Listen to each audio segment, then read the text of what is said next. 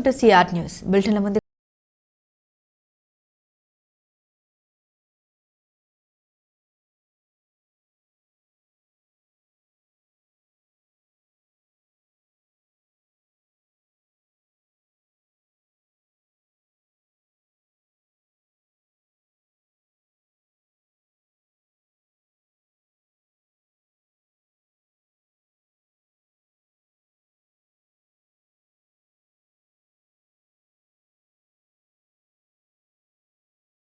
AC కాలనీలో నివసిస్తున్న శ్రీకాంత్ మరియు ఆనంద్ అనే యువకులు కాలనీ సమీపంలోని చెరువులో ప్రమాదవశాత్తు పడి మృతి.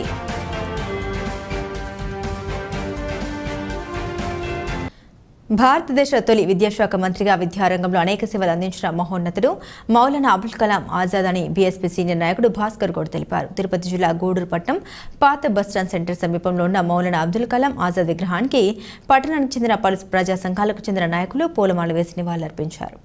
మౌలానా అబ్దుల్ కలాం ఆజాద్ జయంతి సందర్భంగా గూడూరు పట్టణంలోని మౌలానా అబ్దుల్ కలాం ఆజాద్ విగ్రహానికి పట్టణంలోని పలు ప్రజా సంఘాలకు చెందిన నాయకులు పూలమాల వేసి నివాళులర్పించారు. ఈ సందర్భంగా బీఎస్పీ సీనియర్ నాయకుడు భాస్కర్ గౌడ్ మాట్లాడారు. బీఎస్పీ సీనియర్ నాయకుడు భాస్కర్ గౌడ్ భారతదేశం స్వాతంత్ర్యం సాధించేందుకు జరిగిన అనేక పోరాటాల్లో ఆయన చురుగ్గా పాల్గొన్నారని, స్వాతంత్ర్యం అనంతరం దేశంలో ఏర్పడిన తొలి కేంద్ర ప్రభుత్వంలో విద్యాశాఖ మంత్రిగా ఆయన విద్యారంగంలో అనేక సంస్కరణ తీసుకొచ్చారని తెలిపారు. అయితే ఆయన చేసిన సేవల్ని నేటి తరానికి తెలియజేయాల్సిన అవసరం ఎంతైనా ఉందని పేర్కొన్నారు.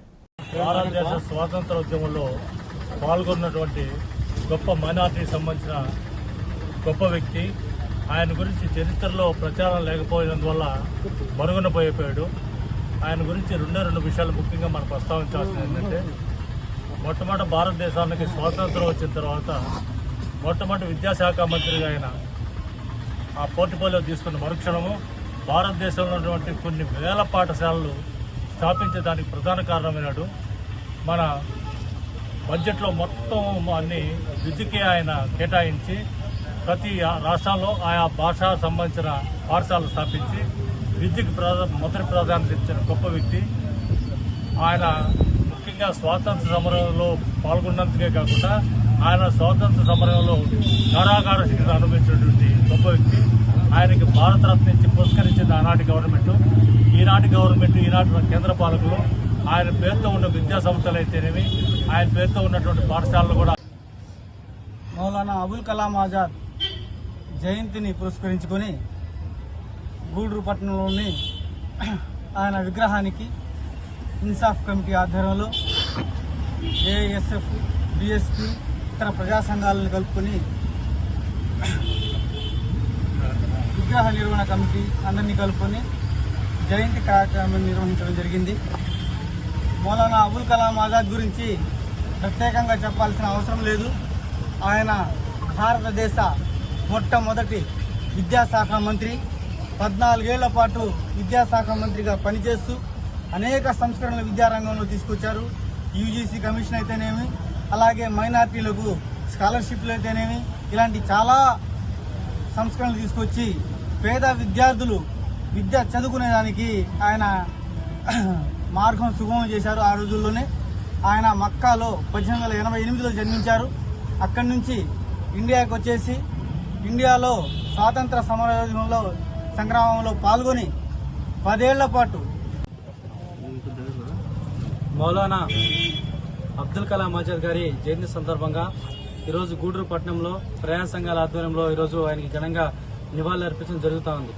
ఈరోజు భారతదేశ స్వతంత్రోద్యమంలో కీలకమైనటువంటి ఎన్నో ఘట్టాలకి, ఎన్నో ఉద్యమాలకి నాయకత్వం వహించినటువంటి మౌలానా అబ్దుల్ కలాం ఆజాద్ తర్వాత విద్యాశాఖ మంత్రిగా సుదీర్ఘకాలం పనిచేసి అనేక మంది పేద మధ్యతరగతి బడుగు బలహీన వర్గాల విద్యార్థులకి చదువుకునేదానికి అవకాశం కల్పిస్తూ ఆ రోజు మనవాద సిద్ధాంతాన్ని పూర్తిగా ఇప్పుడిపోయిన రోజుల్లో మనవాద సిద్ధాంతాన్ని పక్కన పెట్టి ఏదైతే అంబేద్కర్ రాసిన రాజ్యాంగం ప్రకారం మనం చదువుకోవాలి, ఎస్సీ, ఎస్టీ, బీసీ, మైనార్టీ విద్యార్థులందరూ కూడా చదువుకోవాలని చెప్పి విద్య ద్వారా ఈ ప్రపంచానికి కానీ భారతదేశానికి కూడా ఒక దిక్సూచిలాగా ఉంటుందని చెప్పి అందరూ చదువుకోకపోతే నిరక్షరాస్యులు అయిపోయి ఈ మనవాద సిద్ధాంతాన్ని మన మీద వేస్తారని చెప్పి మౌలానా అబ్దుల్ కలాం ఆజాద్ ఆ రోజుల్లో విద్యారంగ పునర్విభజన కోసం విద్యారంగాన్ని డెవలప్ చేసేందుకు బ్రిటిష్ విద్యను కాదు, మన భారతదేశ స్వతంత్రంగా మన విద్యను తయారు చేసి చాలా కృషి చేసినటువంటి మౌలానా అబ్దుల్ కలాం ఆజాద్ ఈరోజు ఎంతో విద్యాలోకానికి కూడా ఎంతో ఆదర్శకరం. అదేవిధంగా ఆయన పేరుతో గత ప్రభుత్వాలన్నీ కూడా తిరుపతి జిల్లా చిల్లకూరు మండలం అన్నంభాక గ్రామంలో ప్రమాదవశాత్తు చెరువులో పడి శ్రీకాంత్ మరియు ఆనంద్ అనే ఇద్దరు యువకులు మృతి చెందడంతో గ్రామంలో విషాద ఛాయలు అలుముకున్నాయి. చిల్లకూరు పోలీసులు కేసు నమోదు చేసుకుని మృతదేహాన్ని పోస్టుమార్టం నిమిత్తం గూడూరు ప్రభుత్వ ఆసుపత్రికి తరలించారు. చిల్లకూరు మండలం అన్నంభాక గ్రామ ఏసీ కాలనీలో నివసిస్తున్న శ్రీకాంత్ మరియు ఆనంద్ అనే యువకులు కాలనీ సమీపంలోని చెరువులో ప్రమాదవశాత్తు పడి మృతి చెందారు. అప్పటి వరకు కుటుంబ సభ్యులతో కలిసి ఉండి అకస్మాత్తుగా మృతి చెందడంతో కుటుంబంలో విషాద ఛాయలు అలుముకున్నాయి.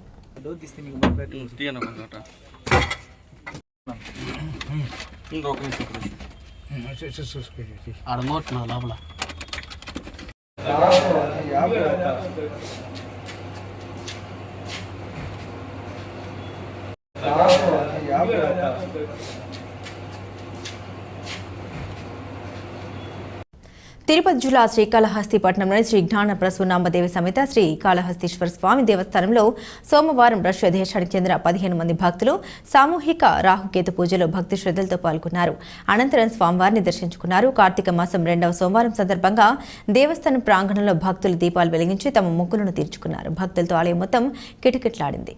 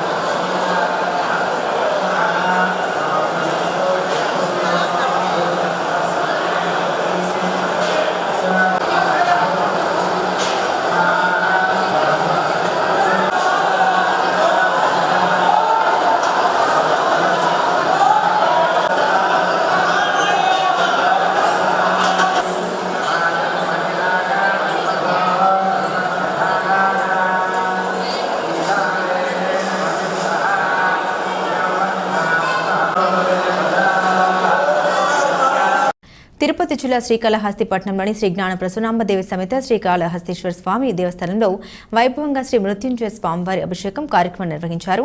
వేద పండితులు శ్రీ మృత్యుంజయ స్వామివారికి వివిధ రకాల ద్రవ్యాలతో అభిషేకాలు నిర్వహించిన అనంతరం విశేషంగా అలంకరించి ప్రత్యేక పూజలు నిర్వహించారు. భక్తులు పెద్ద సంఖ్యలో స్వామివారి అభిషేకాన్ని వీక్షించి స్వామివారిని దర్శించుకుని తీర్థప్రసాదాలు స్వీకరించారు. శ్రీ వరదమూర్తజే నమో నమః. శ్రీ మహాగణాధిపతయే నమః. ఓం శ్రీం హ్రీం క్లీం గ్లౌం గం గణపతయే వరవర మహాగణాధిపతయే నమః.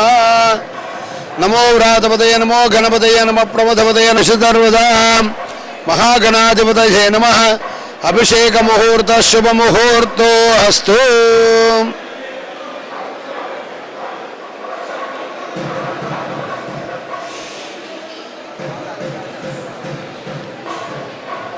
ఓం నమో భగవతే రుద్రాజ. ఓం నమస్తే రుద్రమంజవధుశుభే నమః. ఓం పరమృత్యుకారణం శివమేకపరం వందే శికారాజ నమో నమః.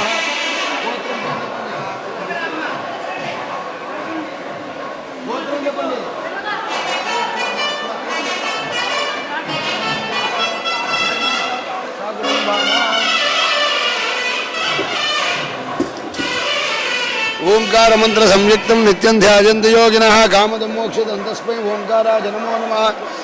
నమస్తే దేవవాసుకి కంఠభూషణం వామే శక్తిధరం వందే వకారాయ నమో నమః. యత్ర కుత్ర స్థితం దేవం సర్వవ్యాపినమీశ్వరం యల్లింగం బోధయ నిత్యం యకారాయ నమో నమః.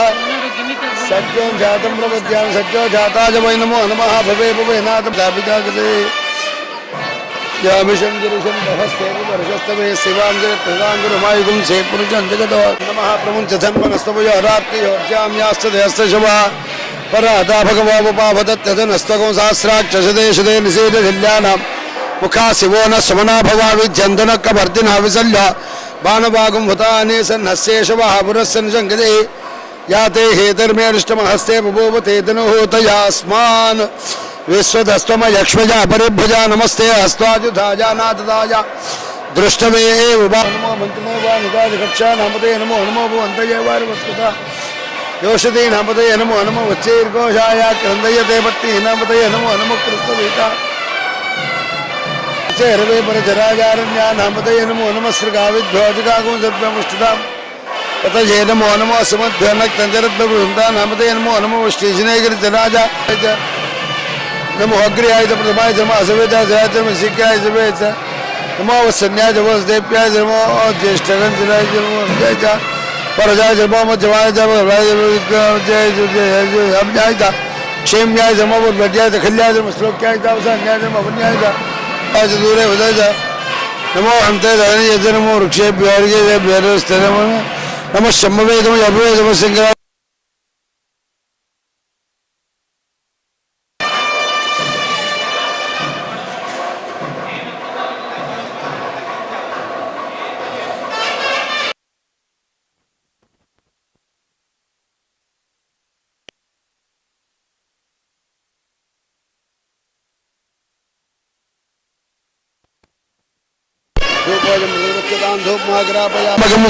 सुगंधिमुष्टवर्धनम उर्वारकमेव वंदना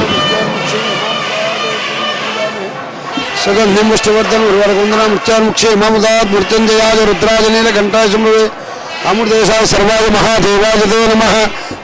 రైతులు ప్రభుత్వం ఇచ్చే సబ్సిడీ ప్రోత్సాహకాలు సద్వినియోగం చేసుకుని వ్యవసాయం సులభతరంగాను లాభదాయకంగాను సాగించాలని మనుబోలు మండల వ్యవసాయ శాఖ అధికారి ఎస్కే జహీర్ పేర్కొన్నారు. సోమవారం ఆయన మనుబోలులోని వ్యవసాయ శాఖ కార్యాలయంలో సిఆర్ న్యూస్తో మాట్లాడారు. ప్రస్తుతం రైతులకు వరి సాగుకు సబ్సిడీ ధరలతో విత్తనాలు అందజేస్తున్నారని, అదేవిధంగా వ్యవసాయ పరపతి సహకార సంఘం కార్యాలయం నందు ఎరువులు అందుబాటులో ఉన్నాయని, ఈ అవకాశాన్ని మండలంలోని రైతులందరూ సద్వినియోగం చేసుకోవాలని తెలిపారు.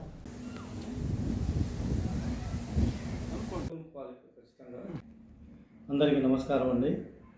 ఈ సంవత్సరం రబీ సీజన్లో మనుబోలు మండలానికి సంబంధించి వ్యవసాయ శాఖ ద్వారా రైతులకి కావాల్సిన విత్తనాలని 120 రూపాయల సబ్సిడీ పైన మనుబోలులో రైతు భరోసా కేంద్రంలో అందుబాటులో ఉంచాము.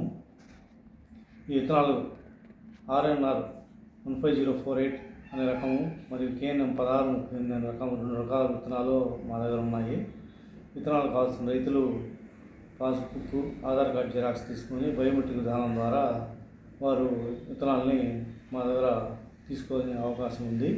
కాబట్టి రైతులందరూ ఈ అవకాశం సద్వినియోగం చేసుకోండి. ముఖ్యంగా బయట విత్తనాలు కొనుక్కునే రైతులు తప్పనిసరిగా బిల్లులు తీసుకోవాలి.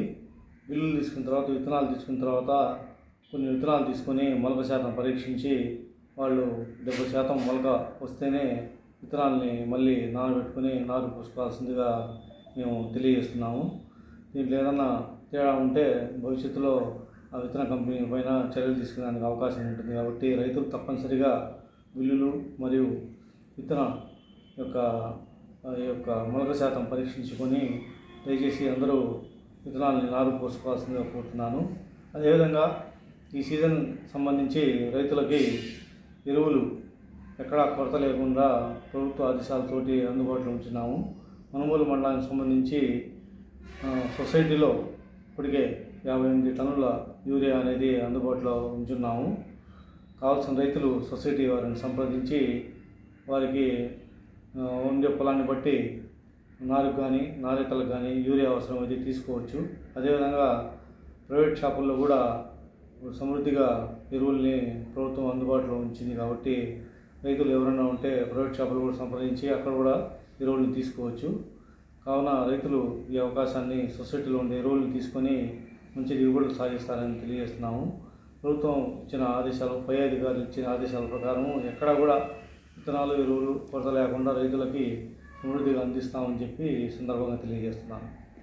తిరుపతి జిల్లా కలెక్టర్ మరియు ఎస్పీ ఆదేశాల ప్రకారం గూడూరు డీఎస్పీ ఆధ్వర్యంలో వాకాడ్ సబ్ ఇన్స్పెక్టర్ నాగబాబు పర్యవేక్షణలో వాకాడ్ మండల కేంద్రంలోని డాక్టర్ బిఆర్ అంబేద్కర్ గురుకుల పాఠశాల మరియు కళాశాల విద్యార్థులతో తిరుపతి జిల్లా కలెక్టర్ ఎస్పీ జూమ్ మీటింగ్ నిర్వహించారు. ఈ మీటింగ్లో విద్యార్థులకు అసాంఘిక దురాచారాలకు దూరంగా ఉండాలని, ప్రధానంగా గంజాయి, డ్రగ్స్, మహిళల వేధింపులకు, సైబర్ క్రైమ్కు పాల్పడితే చట్టపరమైనటువంటి చర్యలు తీసుకొనబడతాయని తెలియజేశారు.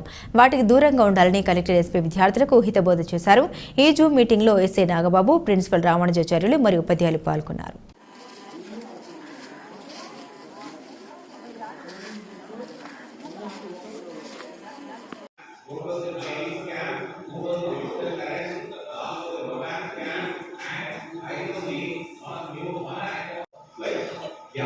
ఎప్పుడైతే మనం ఈ ఇంటర్నెట్ అనేది వాడటం ఎక్కువ పెరిగిందో, పిల్లలు ఎక్కువ వాడటం పెరిగిందో, మన మీడియా మిత్రులకు తెలియజేయమనగా ఈరోజు మన తిరుపతి జిల్లాలోని అన్ని పోలీస్ స్టేషన్ల పరిధిలోని అందరికీ మన గౌరవనీయులైనటువంటి ఎస్పీ గారు, కలెక్టర్ గారు మరియు సైబర్ క్రైమ్ యొక్క నిపుణులు వారి యొక్క ఆధ్వర్యంలో జిల్లాలో ఉన్నటువంటి 1000 స్కూల్స్లోని అన్ని స్కూల్స్, కాలేజీలకి అన్నిటిని సెలెక్ట్ చేసుకుని అందులోని సుమారు 50 నుంచి 60,000 మందిని స్టూడెంట్స్కి సైబర్ క్రైమ్ యొక్క అవగాహన సదస్సు నిర్వహించడం జరిగింది.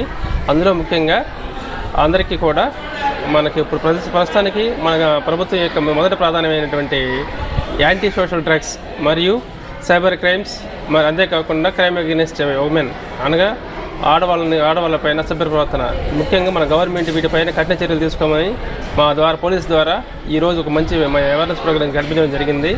మరి ముఖ్యంగా చిన్నపిల్లలు పట్ల చాలా క్రూరమైన బిహేవియర్ జరుగుతుంది కాబట్టి వాటిపైన కఠిన చర్యలు తీసుకోవాల్సిందిగా మరియు రాంగ్ కాల్స్ ఫోన్ చేసి ఏటీఎం ద్వారా మరియు పాన్ కార్డు ద్వారా మరియు మన పాన్ కార్డు ద్వారా ఏటీఎంల ద్వారా వాటి యొక్క మనకి యొక్క మెసేజ్ అప్డేషన్ చేసే క్రమంలో వాటిని ఉపయోగించుకొని పాస్వర్డ్లు చెప్పి మన యొక్క పిన్ నెంబర్లు తీసుకొని ఓటీపీలు తీసుకుని మిస్యూజ్ చేసి మన యొక్క డబ్బులను చాలామంది దొంగలించడం చేస్తున్నారు. కాబట్టి వాటిని ఏ విధంగా మనం ముందస్తు చర్యలు తీసుకోవాలి, అంతేవిధంగా వాటికి ఎలా విధంగా దూరంగా ఉండాలి అనే క్రమంలో భాగంగా మాకు ఎస్పీ గారు, కలెక్టర్ గారు ఈ యొక్క సైబర్ క్రైమ్ అవేర్నెస్ ప్రోగ్రాం జరిపి అందరికీ సూచించడం జరిగింది. అంతేకాకుండా మా యొక్క వాకాడు పోలీసు వారి తరఫున కూడా తెలియజేయమనగా చిన్నపిల్లల పట్ల కానీ అసభ్యంగా ప్రవర్తించిన ఎడల, మరి అంతేకాకుండా బయట ఓపెన్ బుజ్జింగ్ కానీ డ్రంక్ అండ్ డ్రైవ్ కానీ తిరిగినట్లయితే మా పోలీసు వారు చట్టపరమైన చర్యలు తీసుకుని కఠినంగా శిక్షిస్తామని ఈ ద్వారా మీకు తెలియజేయబడుతున్నాను. తనపై అక్రమ కేసులు బనాయిస్తే రాజీలేని పోరాటం చేస్తాం తప్ప రాజీ పడి భయపడే ప్రసక్తే లేదని, రాజీ పడే పరిస్థితి వస్తే రాజకీయంగా ఆత్మహత్యకు సిద్ధపడతాం తప్ప నా ఆశయాల్ని వదులుకోనని మాజీ మంత్రి శ్రీ పొట్టి శ్రీరాములు నెల్లూరు జిల్లా వైఎస్ఆర్సీపీ అధ్యక్షులు కాకాని గోవర్ధన్ రెడ్డి పేర్కొన్నారు. ఇటీవల వెంకటాచలం పోలీస్ స్టేషన్లో కాకాని గోవర్ధన్ రెడ్డిపై 2 కేసులు నమోదు కావడంతో సోమవారం ఆయన పోలీస్ స్టేషన్లో విచారణకు హాజరయ్యారు. ఈ సందర్భంగా సర్వేపల్లి నియోజకవర్గంలోని వైఎస్ఆర్సీపీ నాయకులు పెద్ద ఎత్తున కాకానికి మద్దతుగా వెంకటాచలంలో ర్యాలీ నిర్వహించారు. పోలీసుల విచారణ అనంతరం కాకాని గోవర్ధన్ రెడ్డి మీడియాతో మాట్లాడారు. తనపై ఎన్ని కేసులు నమోదు చేసినా పోలీసు కేసులకు భయపడే ప్రసక్తే లేదని, రాజీలేని పోరాటం చేస్తామని తెలిపారు. ఈయన వెంట విజయ డైరీ మాజీ chairman Chillakuru Sudheer Kumar Reddy, YCP BCCL జిల్లా నాయకులు దాసరి భాస్కర్ గౌడ్, పార్టీ జిల్లా ఉపాధ్యక్షుడు మండల వెంకట శేషయ్య యాదవ్, మణబోలు మండల వైసీపీ కన్వీనర్ బొమ్మిరెడ్డి హరుగోపాల్ రెడ్డి, రెడ్డి సంక్షేమ సంఘం నాయకులు ముంగర రవీంద్రారెడ్డి, నియోజకవర్గంలోని వైసీపీ నాయకులు కార్యకర్తలు పాల్గొన్నారు. పోలీస్ స్టేషన్లో నా మీద 2 కేసులు నమోదు చేయడం జరిగింది. ఎఫ్ఐఆర్ నంబర్ 191 ఒకటి, మరొకటి 234. ఈ 2 కూడా కూటమి ప్రభుత్వం అధికారంలోకి వచ్చిన తర్వాత ఈ కేసులు నమోదు చేయడం జరిగింది. అంటే ఈ 5 నెలల కాలంలోనే వెంకటాచలం పోలీస్ స్టేషన్లో 2 కేసులు నమోదయ్యాయి. ముత్తుకూరు పోలీస్ స్టేషన్లో 1 కేసు నమోదైంది. మరొక కేసు ఉచిత ఇసుక ధర్నా మీద 4వ పట్టణ పోలీస్ స్టేషన్లో నెల్లూరు టౌన్కి సంబంధించి 1 కేసు నమోదు. మొత్తం 4 కేసులు నమోదయ్యాయి.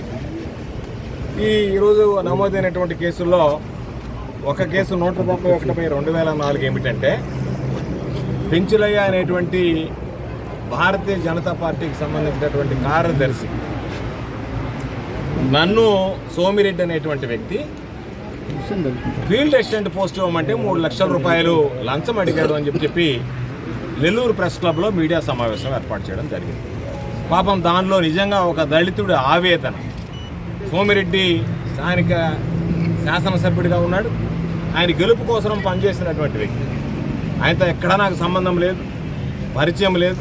నాకు వ్యతిరేకంగా సోమిరెడ్డి గెలవాలి అని చెప్పి పనిచేసినటువంటి వ్యక్తి పెంచలేదు. కాబట్టి అటువంటి వ్యక్తి కూటమి ప్రభుత్వం ఏర్పడిన తర్వాత తనకు జరిగినటువంటి చేదు అనుభవం, వీటన్నిటికీ మించి నాకు హృదయం ద్రవించింది ఏమిటి అంటే, రక్త మాంసాలు అమ్మి నేను 3 లక్షలు ఇవ్వాల్సిందే తప్ప నాకు అటువంటి పరిస్థితి లేదు అని చెప్పి ఒక దళితుడిగా ఆవేదన నన్ను కదిలించింది. అంటే ఇంత దారుణమైనటువంటి పరిస్థితులు ఉంటాయి. ఎందుకంటే సోమిరెడ్డి అనేటువంటి వ్యక్తి అవినీతిపరుడు అని చెప్పి లోకానికంతా తెలిసినటువంటి విషయం. అటువంటిది అనేక సందర్భాల్లో చెప్పాం. దాని మీద ఆయన మాట్లాడినటువంటి మాటలు నేను ఫార్వర్డ్ చేశాను అనేటువంటి ఉద్దేశంతో 1 కేసు నమోదైంది. అది 191 కేసు. ఆ కేసు యొక్క పూర్వాపరాలు చంద్రమోహన్ రెడ్డి 3 లక్షల రూపాయలు లంచం అడగడం, ఆ లంచం అడిగాడు అని చెప్పి పెంచులయ్య అనేటువంటి వ్యక్తి ఫీల్డ్ అసిస్టెంట్ కోసం నన్ను సోమిరెడ్డి లంచం అడిగాడు అని చెప్పి నెల్లూరులో ప్రెస్ క్లబ్లో సమావేశం ఏర్పాటు చేయడం. ఆ సమావేశంలో అతను మాట్లాడినటువంటి వీడియోని నేను ఫార్వర్డ్ చేశానని అతను ఒకడు A1 ముద్దాయి, నేను A2 ముద్దాయిగా కేసు నమోదు చేయడం జరిగింది. రెండవది 234 కేసు. ఎప్పుడో దాదాపుగా ప్రభుత్వం 100 రోజుల పాలనలో ఆగస్టు నెలలో చంద్రబాబు నాయుడు గారి మీద నేను హెడ్ ఆఫీసులో తాడేపల్లిలో ప్రెస్ మీట్ పెట్టి, అయ్యా నువ్వే చెప్పావు, ఏమని చెప్పావు, ప్రభుత్వం ఏర్పడిన వెంటనే సంక్షేమ పథకాలు అమలు చేస్తానని చెప్పావు. చెప్పినటువంటి నువ్వు ప్రభుత్వం అధికారంలోకి వచ్చిన తర్వాత అసెంబ్లీ సాక్షిగా రాష్ట్ర ఆర్థిక పరిస్థితి బాగలేదు, ఏమి చేయలేకపోతున్నానని చేతులు ఎత్తేసావు.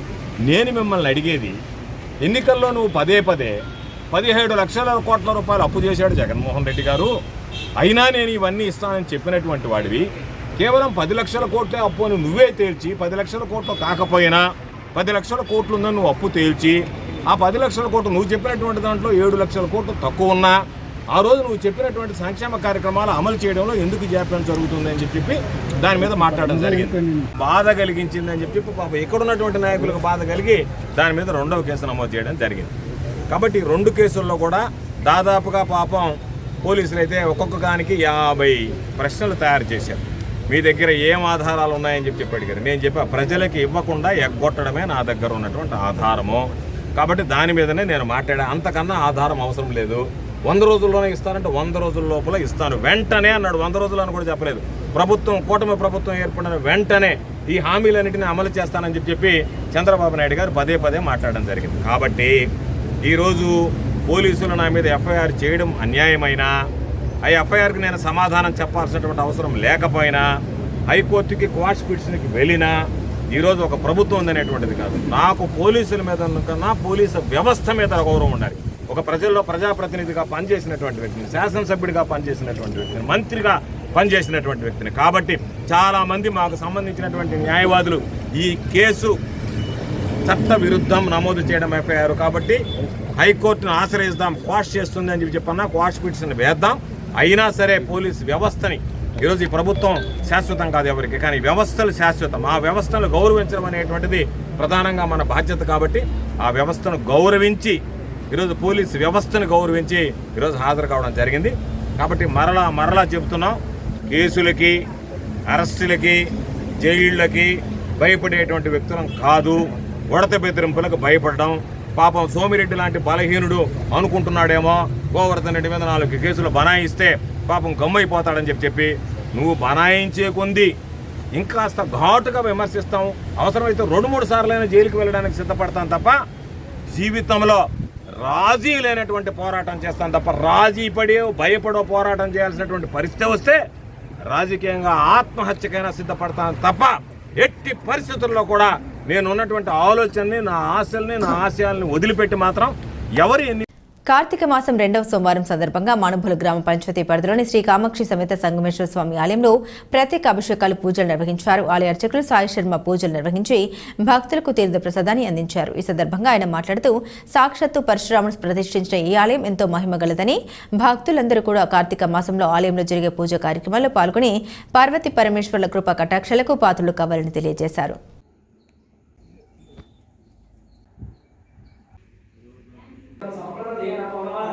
वामदेवाय नमो ज्येष्ठाय नमः श्रेष्ठाय रुद्ररूपेभ्यः ओंकार मंत्र संयुक्तं नित्यं ध्यायन्ति योगिनः कामदं मोक्षदं तस्मै ओंकाराय नमो नमः धर्मं देवकाराय नमो नमः यत्र कृतं देवं सर्वव्याप्तिमीश्वरं यल्लिंगं पूजये नमस्ते रुद्ररूपेभ्यः तत्पुरुषाय विद्महे महादेवाय धीमहि तन्नो रुद्रप्रचोदयात्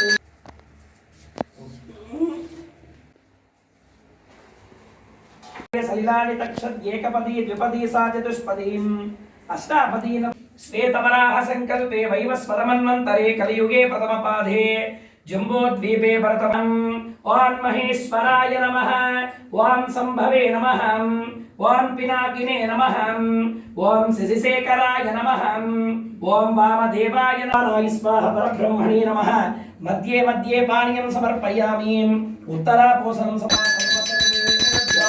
नमस्ते अष्टरुद्ररूपेभ्यः त्र्यम्बकं यजामहे सुगन्धिं पुष्टिवर्धनम् पूर्वार्कैवन्दनात् वागर्धावत संप्रद्धौ वागर्ध प्रतिदप्तये जगतः पितरः वंदे पार्वती परमेश्वरौ.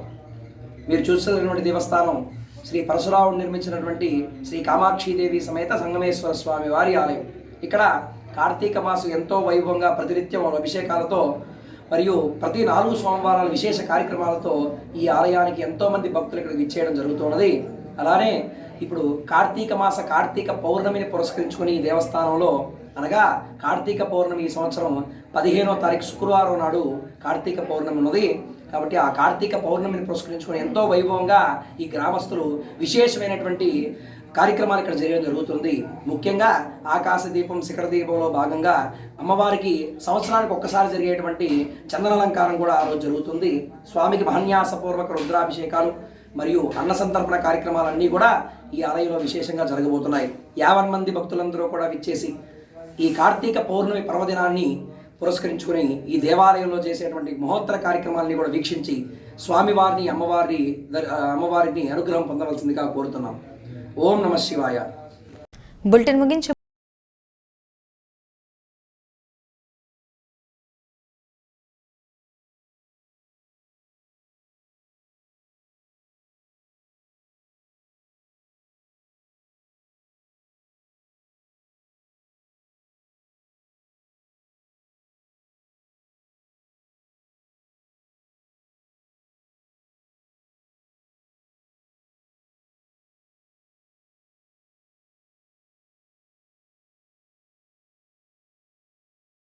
కాలనీలో నివసిస్తున్న శ్రీకాంత్ మరియు ఆనంద్ అనే యువకులు కాలనీ సమీపంలోని చెరువులో ప్రమాదవశాత్తు పడి మృతి.